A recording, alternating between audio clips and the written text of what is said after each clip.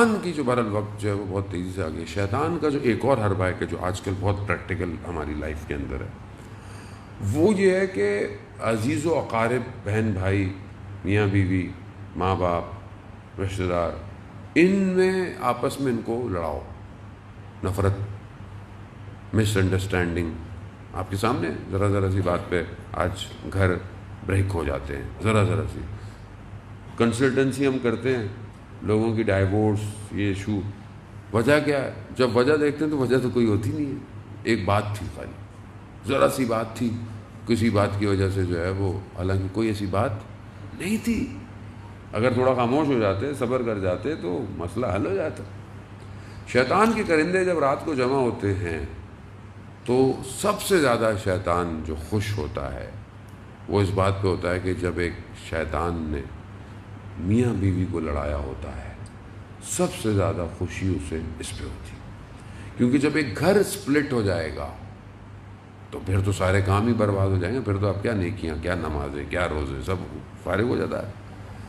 تو ہمیں جو ہے وہ یہ چند چیزیں، میں چند چیزیں بہت تیزی سے، کہ ہم کس طرح ان گناہوں کو جو ہے وہ ختم کریں. یعنی یہ جو گناہ ہو رہے ہیں، روایات ہے کہ کچھ چیزیں ایسی ہیں کہ جس کی وجہ سے سیئات حسنات میں بدل جاتے ہیں. گناہ اگر غلطی کی ہے تو وہ خدا ان کو حسنات میں بدل دیتا ہے.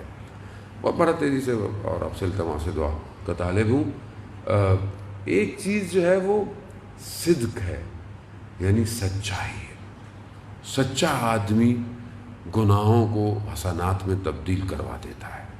دوسری چیز حسن خلق ہے، یعنی آپ کا اچھا اخلاق. انسان کا اچھا اخلاق ہونا انسان کی بہت ساری چیزیں پروردگار بخش دیتا ہے.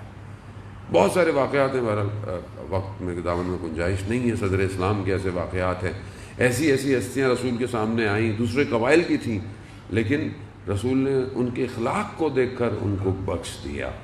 ان کے اخلاق ایسے تھے. انسان کا اخلاق اچھا ہونا، اس کا بیہیویئر بہت ضروری ہے.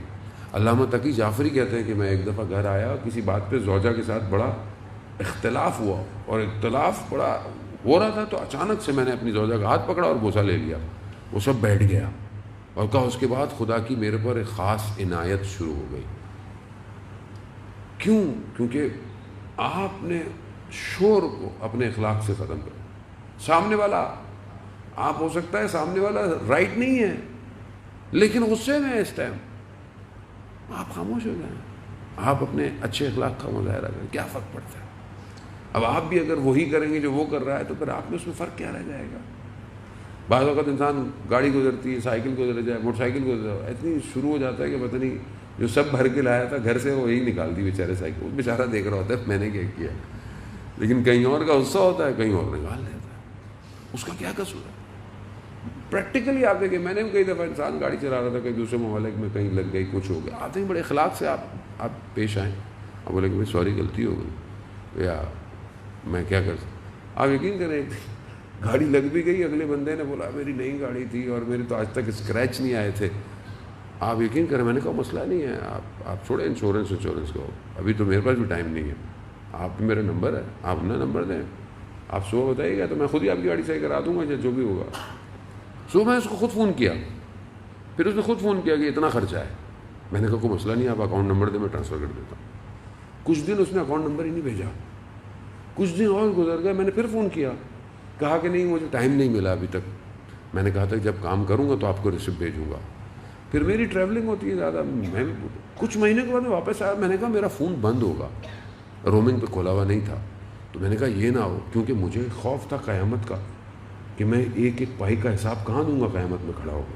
میں نے پھر اس کو فون کیا تو وہ مجھے کیا کہتا ہے کہ میں نے آج تک کبھی کسی کے ساتھ ایسا کیا نہیں ہے، یعنی کسی کو میں نے کچھ کیا ہو.